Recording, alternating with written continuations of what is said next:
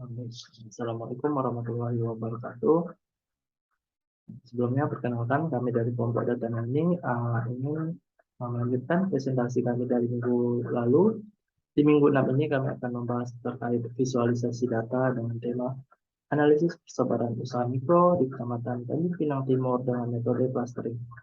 Nah, yang beranggotakan yang pertama ada Habibatul Himadani, yang kedua saya sendiri Muhammad Najwa Eri, dan yang terakhir ada Pia Yurmayunita. Nah, topik pembahasan yang akan kami bahas, yang pertama ada pengertian dan tujuan dari visualisasi data, yang kedua ada kategori visualisasi data, yang ketiga ada jenis visualisasi data, dan yang terakhir ada bentuk visualisasi data. Yang pertama, pengertian dan tujuan visualisasi data. Visualisasi data adalah proses membuat representasi visual dari data. Nah, visualisasi data juga merupakan alat yang ampuh untuk menjelajahi kumpulan data yang besar dan kompleks, yang nantinya ditampilkan dalam bentuk grafis yang efektif dan juga menarik. Nah, memvisualisasi data juga dapat membantu pengguna untuk memahami pola, tren, hubungan, dan outlier yang tersembunyi di dalam data yang besar dan kompleks. Nah, selanjutnya masuk ke dalam tujuan. Yang pertama, mempresentasikan data dan informasi. Nah, tujuan utama dari visualisasi data adalah untuk mengkomunikasikan informasi secara jelas dan efisien kepada pengguna. Yang kedua, membantu eksplorasi data. Nah, dalam konteks statistika dan data science, proses analisis data menggunakan grafik merupakan proses yang vital. Nah, proses ini masuk ke dalam tahap exploratory data analysis atau disingkat dengan IDA. Nah, yang ketiga menjadi metode untuk analisis data. Nah, visual analisis atau analisis visual merupakan ilmu untuk melakukan penalaran analitik. Nah, dengan didukung oleh antarmuka visual yang interaktif. Dan yang terakhir ada mudah untuk mengidentifikasi pola. Nah, data dalam jumlah besar biasanya memiliki pola yang acak dan sulit untuk dipahami. Nah, dengan visualisasi data, audiens akan lebih mudah dalam mengidentifikasi pola yang ada pada data. Oke, yang kedua ada kategori visualisasi data yang akan dijelaskan oleh rekan saya Habibatur Rohimadani. Kepada Habibatur Rohimadani dipersilakan. Baik, untuk pembahasan yang kedua yaitu kategori visualisasi data. Terdapat 4 jenis visualisasi data. Yang pertama itu perbandingan atau komparasi.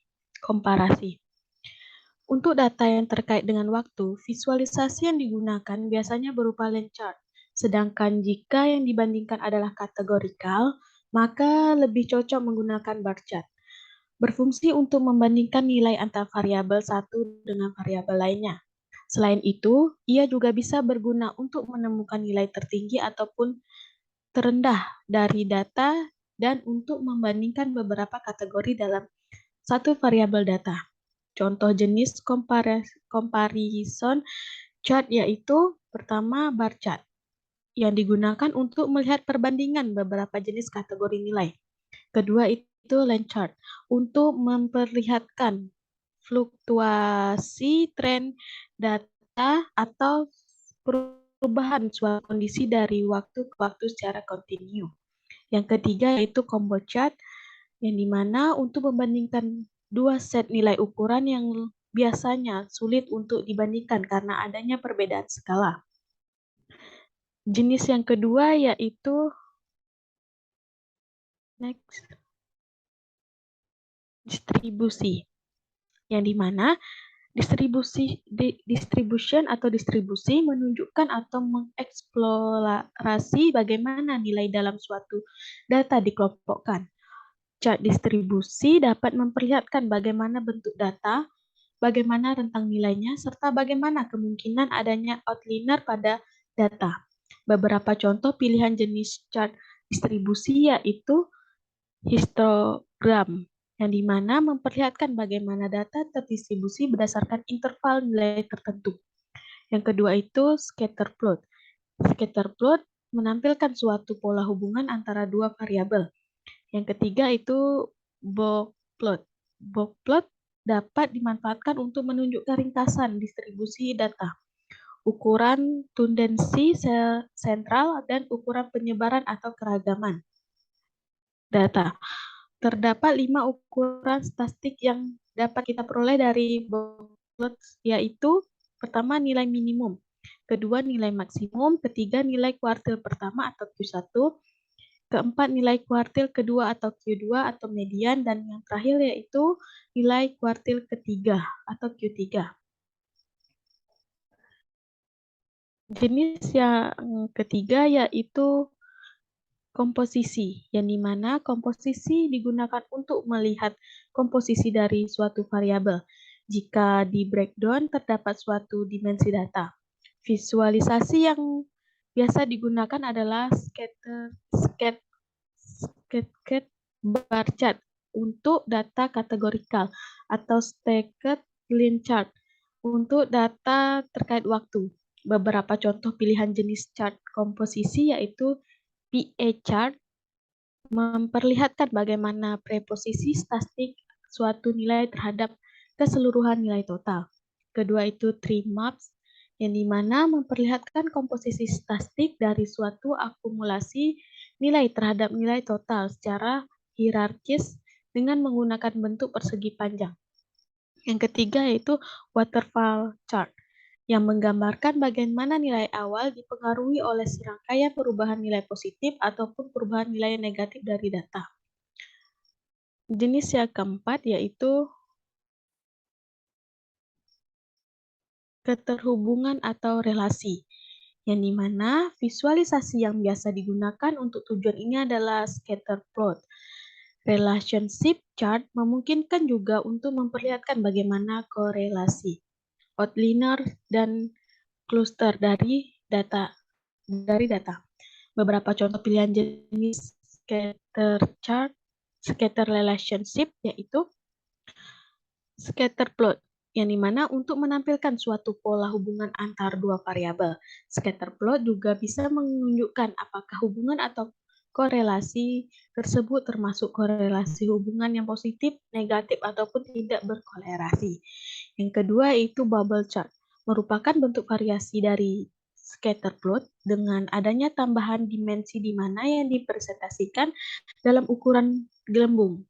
Bubble chart memvisualisasikan data menggunakan 3 dimensi variabel. Baiklah, selanjutnya saya kembalikan ke moderator.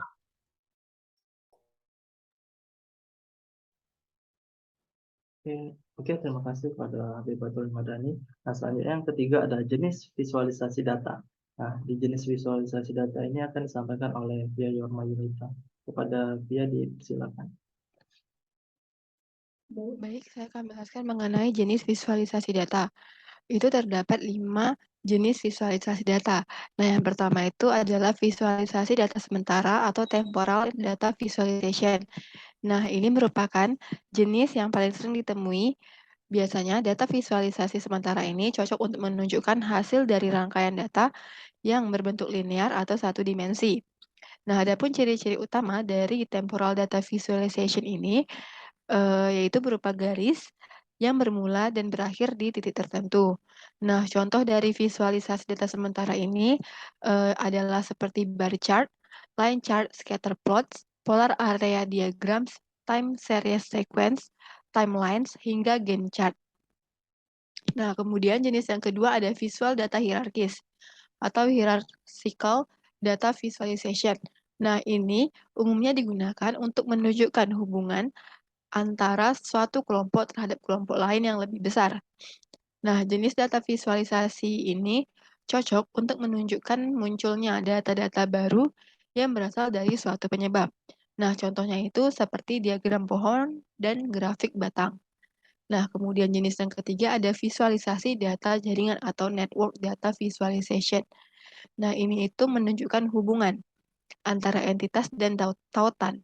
Sederhananya, jenis ini merupakan sekumpulan data yang saling berpengaruh satu sama lain. Nah, contoh untuk visualisasi data jaringan ini adalah workload, alluvial diagrams, node link diagrams, hingga matrix chart. Kemudian jenis yang keempat itu ada visualisasi data multidimensi. Itu merupakan visualisasi data yang memiliki banyak dimensi, yang cenderung memvisualisasikan data yang memiliki banyak variabel atau dimensi. Nah, dibandingkan dengan tipe visualisasi yang lainnya, jenis ini biasanya ditampilkan lebih menarik dan lebih mencolok. Nah, contohnya itu seperti histogram, pie chart, hingga stack bar. Nah, kemudian jenis data yang terakhir itu adalah visualisasi data geospasial.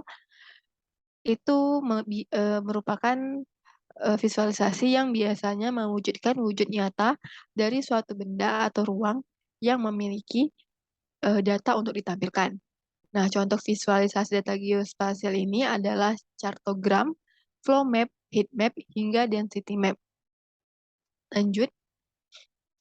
Kemudian kita masuk ke pembahasan selanjutnya, yaitu bentuk visualisasi data. Nah, bentuk visualisasi data yang pertama itu ada teks dan angka, di mana data ini tidak harus ditampilkan dalam bentuk grafik. Dapat juga menggunakan teks atau angka. Nah, dengan catatan hanya satu sampai dua data yang ingin ditampilkan. Nah, kita bisa memberikan penebalan atau warna berbeda pada angka atau teks yang ingin ditonjolkan agar perhatian pembaca terarah pada bagian tersebut. Nah, untuk contoh teks dan angka itu dapat kita lihat di layar. Lanjut, yang kedua, itu ada diagram garis atau line chart. Nah, line chart ini paling tepat digunakan untuk menunjukkan tren dari waktu ke waktu. Nah, sumbu X itu biasanya mewakili periode waktu dan sumbu Y menggambarkan nilai atau kuantitas. Nah, contohnya itu seperti jumlah penjualan dari pekan ke pekan selama 1 tahun. Grafik ini dapat memuat banyak titik yang dapat diatur saling berdekatan sesuai kerapatan periode waktunya. Karena visualnya yang simpel, biasanya menggunakan banyak garis dalam satu tampilan sekaligus. Lanjut, yang ketiga, itu ada histogram. Yang ketiga itu ada diagram area, di mana diagram area ini merupakan pengembangan dari diagram garis. Nah, diagram area ini kerap digunakan untuk menggambarkan nilai total dalam angka maupun persentase dari waktu ke waktu. Pemilihan warna dan volume area menjadi penting untuk menitik beratkan bagian mana yang ingin ditonjolkan. Lanjut, yang keempat itu ada diagram batang. Diagram batang ini disebut juga dengan bar chart, yaitu paling cocok untuk komparasi data dengan banyak kategori atau rangkaian data series. Nah, keterangan panjang pada kategori sangat dimungkinkan dan diletakkan pada sumbu X. Sedangkan untuk lebar, batang dalam horizontal bar itu ditentukan dari nilai data pada sumbu Y. Nah, untuk jenis ini, jarak antar batang tidak boleh terlalu rapat karena setiap batang merupakan kategori yang berdiri sendiri, bukan suatu rangkaian data yang saling terkait. Nah, contohnya itu seperti grafik penjualan berdasarkan produk. Lanjut. Kemudian selanjutnya itu ada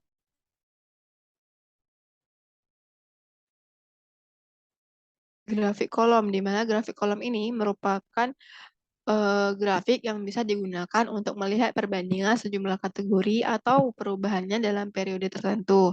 Nah, saat digunakan untuk menampilkan tren, fungsinya sama seperti grafik garis atau line chart. Nah, selanjutnya itu ada histogram. Nah, histogram ini sekilas kita lihat itu mirip seperti kolom chart. Namun sebetulnya ada perbedaan mendasar antara histogram dan grafik batang. Nah, pada grafik batang, baik horizontal maupun vertikal, lebar pilar itu diatur agar tidak terlalu lebar.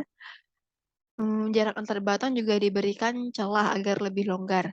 Nah, adapun pada histogram, jarak antar kolom atau batang itu dibuat serapat mungkin, bahkan bisa menempel. Nah, dari segi visualnya, jarak sempit ini akan membawa mata pembaca untuk menghubungkan kelompok-kelompok data dan mengurutkannya berdasarkan kriteria tertentu. Lanjut, itu ada grafik lingkaran. Nah, grafik lingkaran ini nama lainnya itu adalah pie chart.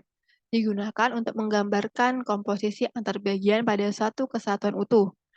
Bagian ini biasanya dipresentasikan dalam satuan persen sehingga jika seluruh bagian dijumlahkan, hasilnya sama dengan 100%. Selanjutnya itu ada grafik donat. Nah, Graphidona ini merupakan bentuk lain daripada pie chart. Nah, fungsinya itu juga sama untuk mempresentasikan proporsi atau komposisi antar bagian. Nah, jumlah total bagian pun 100%. Karena tampilannya lebih sederhana, grafik ini juga sering dimodifikasi menjadi setengah lingkaran. Lanjut, itu ada scatter plot. Nah, scatter plot ini adalah grafik yang digunakan untuk menggambarkan hubungan antara dua variabel. Masing-masing data diplot menjadi sebuah titik yang diposisikan sesuai nilai pada sumbu X dan Y. Sumbu X mewakili nilai abstrak yang tidak tergantung dengan variabel lain, sehingga disebut dengan variabel independen. Nah, adapun sumbu Y atau nilai Y itu merupakan variabel dependen dan ditempatkan pada sumbu vertikal. Kemudian selanjutnya itu ada peta. Nah, peta ini merupakan data yang terdiri dari dua unsur, yakni data spasial dan nilai untuk spasial tersebut. Data spasial berisi koordinat minimal terdiri dari dua koordinat dimensi, yaitu ada X dan Y. Nah, satu koordinat lagi itu Z dapat ditambahkan untuk gambar 3 dimensi. Nah, data spasial yang dapat terdiri dari satu titik atau banyak titik yang saling terhubung menjadi garis tertutup atau garis terbuka. Nah, kemudian ada bentuk yang terakhir itu adalah grafik radar. Grafik radar ini merupakan grafik yang menampilkan data multivariabel yang digambarkan dalam koordinat polar pada sumbu berbeda dengan satuan atau unit yang sama. Panjang jari-jari menggambarkan nilai setiap variabel. Nah, jumlah variabel ini idealnya itu ada 6 sampai 8 variabel. Setiap variabel memiliki satu sumbu yang dipisahkan dalam sudut yang sama dengan sumbu lainnya sehingga grafik tampak simetris. Nah, baik, sekian penjelasan mengenai bentuk dari visualisasi data. Saya kembali kepada moderator. Baik, terima kasih kepada Pia Yormayunita. Nah, oke, adapun penerapan visualisasi data yang kami lakukan dari data usaha mikro Kecamatan Tanjung Pinang Timur ini, yaitu dapat membentuk dua visualisasi data. Nah, di mana yang berbentuk yang pertama ada bar chart dan kolom chart. Nah, yang pertama visualisasi data yang dilakukan yaitu menggunakan bar chart, menggunakan kolom bidang usaha, di mana kami mengelompokkan 10 bidang usaha teratas dari sekitar 2000 data yang ada. Nah, dari 10 bidang teratas ini dapat dilihat di layar bahwa bidang usaha terbanyak itu dimiliki oleh kuliner dan yang terbawah yaitu sarapan pagi. Oke, kemudian visualisasi data kedua yang dilakukan dengan menggunakan Google Colab.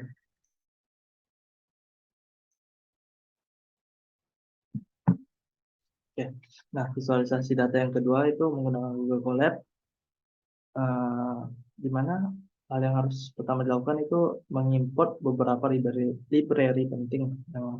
Salah satunya itu NumPy dan Pandas. Nah, selanjutnya itu memasukkan sintaks sebagai berikut. Nah, jika berhasil, maka tampilan dari kolom chart seperti ini. Nah, dapat dilihat di layar bahwa Batu 9 memiliki bidang usaha terbanyak di Kecamatan Tanjung Pinang Timur. Dan yang terakhir yaitu Air Raja. Yang kedua itu Pinang Kencana, yang ketiga Kota Piring, dan Kampung Gulang itu yang keempat. Nah, baik, sekian presentasi dari kelompok kami. Terlebih dan kurang kami mohon maaf. Saya akhiri dengan wabillahi taufiq wal hidayah. Wassalamualaikum warahmatullahi wabarakatuh.